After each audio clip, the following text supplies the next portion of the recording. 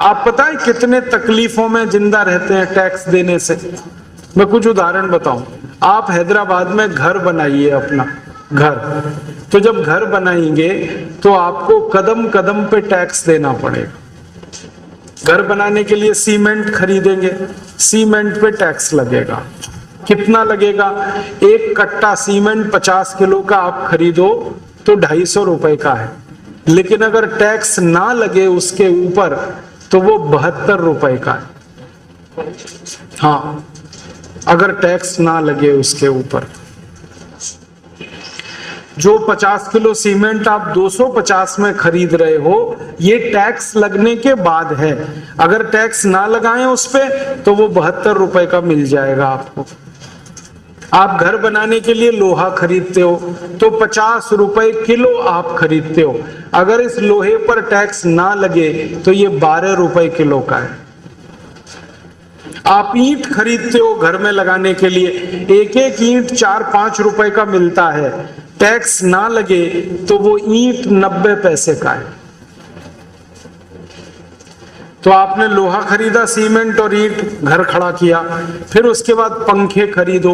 ये पंखा आप लाओ बाजार से 450 का, अगर टैक्स ना लगे तो ये 90 रुपए का है पंखा जो चल रहा है।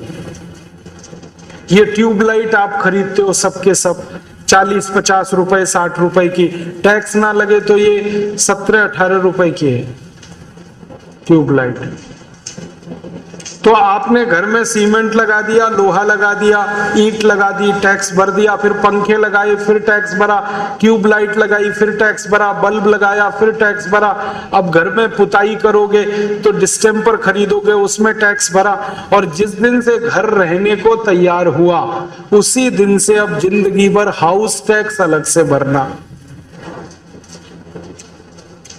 मुझे तो लगता है कि मैंने कोई पाप किया है घर बना के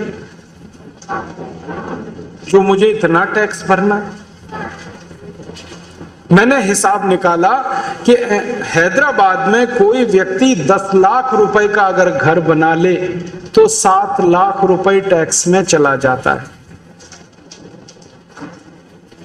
20 लाख का घर बना लो 14 लाख रुपए टैक्स में चला जाता है। अब इस घर में जिस दिन से रहना शुरू करेंगे, कोई भी वस्तु घर में खरीद के लाएंगे सब पर टैक्स देना है आपको। नमक खरीदेंगे उस पर टैक्स देना, दाल खरीदेंगे, चावल खरीदेंगे, गेहूं खरीदेंगे उस पर टैक्स देना है, साबुन खरीदेंगे, मंजन खरीदेंगे उस पर टैक्स देना है। कोई काम ऐसा नहीं जो आप बिना टैक्स के कर सकें। तो ये हम दे रहे हैं, सारा हम दे रहे हैं टैक्स।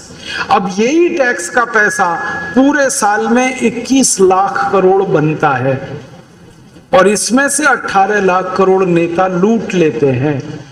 ये हमारी खून पसीने की कमाई है।